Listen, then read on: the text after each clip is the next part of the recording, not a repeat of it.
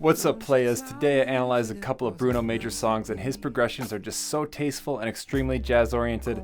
And if you know little to nothing about music theory, you would probably be baffled at how he managed to make these chords work together, since none of his songs stay completely in one key. Yet it doesn't sound insane like giant steps. It sounds tasteful and correct. We could break down every unusual chord into two simple categories: secondary dominants and cadences. Now, these are almost the same thing, but hear me out. A cadence is a chord resolving to another chord. 5-1 is the most basic and natural cadence in music. So if we look at the notes of a 5-7 chord, we have a tritone in the middle, the most dissonant interval in music, often referred to as the devil's interval.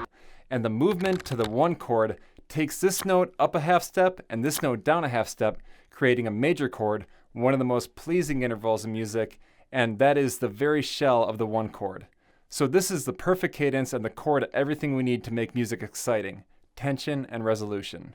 In the song Easily, we go from G minor, C7, F major 7, and then D7, which is the 5 of G minor.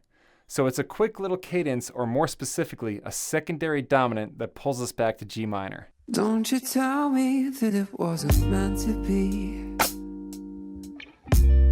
Call it quits, call it destiny. Just because it won't come. Dope, so we have these secondary dominant chords, and out of the songs that I looked at, here's the ones that he uses. We have a 1-7 chord going to the 4 chord, like in the song Nothing. Tracksuits and red wine, movies for two, we'll take off. 2-7 to the 5 chord, and this actually comes at the end of the same progression in Nothing. Tracksuits and red wine, movies for two, we'll take off our phones and we'll turn off our shoes.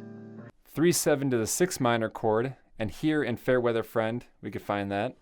He could give you a watch, not his time to keep.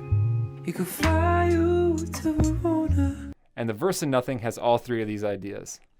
There's not many people I'd honestly say I don't mind losing to. When it comes to secondary dominants, the ones leading to a chord in the key signature are going to sound the most pleasant, otherwise it'll just sound like you're changing keys. So 1-7, 2-7, 3-7, and 6-7 are the starting points for secondary dominants. And make sure you familiarize yourself with the chord that they resolve to, because that is necessary for that exciting effect to pay off. That little bit of tension and resolution is exactly what we want. Okay, so that's about as easy as memorizing this little graph and being able to change keys and experimenting with how they sound. But this next part is a little more complex and a little more exciting: cadences. So this is very similar in concept, but we can now play with the listener's natural expectations. So we already established a basic cadence is 5-1, but we could extend that. If we just place a bunch of 5-1s next to each other, we get the circle of fifths. But in one key, we see it as a 3-6-2-5-1. This is a series of 5-1 cadences in the same key that goes all the way back to that 1 chord. Bruno Major uses 3 common cadences in his songs: a 2-5-1, a 4-5-1, which is common in blues and folk, but there's also the 4 minor to 1, where the 4 minor chord can substitute a 5 chord and have that same resolving effect. So in the key of D, if I go 5-1 like this,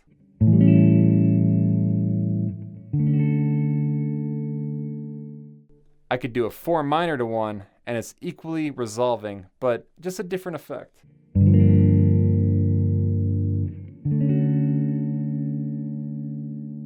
Either way, we have these 3 ideas, and now we could just mix and match, and we don't even have to go to the 1 chord. We could play with the resolution.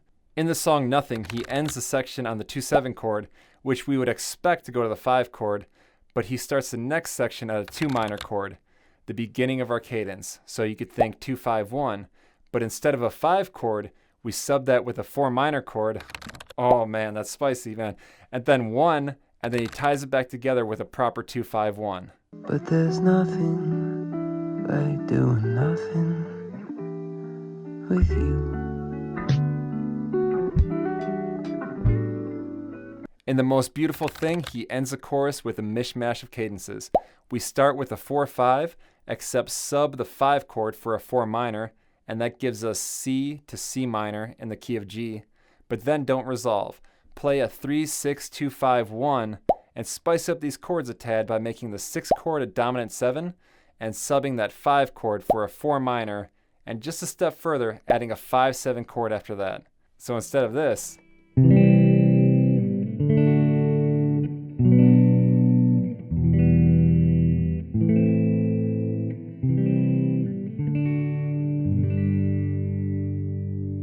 we have this.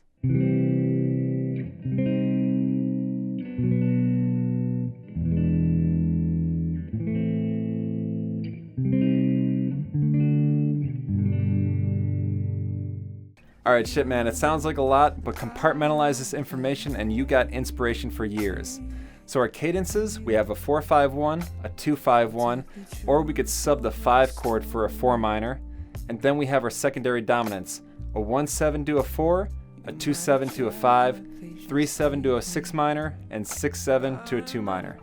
Now I made little cheat sheet PDFs for the most common keys available for my Patreon supporters who help make this content possible, and they get special perks like interactive tabs, backing tracks, and exclusive lessons. I appreciate all y'all. Now go write some grooves, keep jamming, and stay nasty.